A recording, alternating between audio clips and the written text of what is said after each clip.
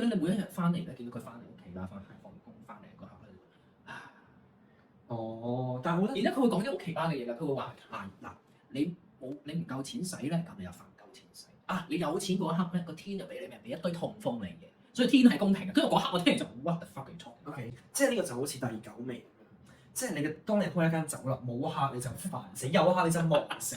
但係人哋至少可以寫咗一個做 DSE 嘅文章啊嘛。你嗰個 friend 即係做啲咩醫魔中二病文學啊！依家即係嗰啲咩係咯，即係翻到嚟放工攰，大家都係咁㗎啦。一係就去揼個骨咁樣。唔係咁，佢係即係一係就鬆一鬆，一係就自己去同啲 friend 去聚一聚會，係咪先飲一杯酒傾場兩杯？邊會講啲咁嘅嘢就話咩？唉，即係係咁嘅咧，廿五歲又膝頭哥又唔乸掂咁樣又即係跟住又去洗手間又過唔到對面去洗手間又好似即係呢個唔能夠打車。蒙蒙細雨咁樣，吹過啲蒙蒙細雨，落極都唔停，唔知落到幾時啦！我落雨咋嚇？唔係講邊個，唔好對號入座啊！身體唔舒服就睇醫生，呢個俾我連結。做身體檢查。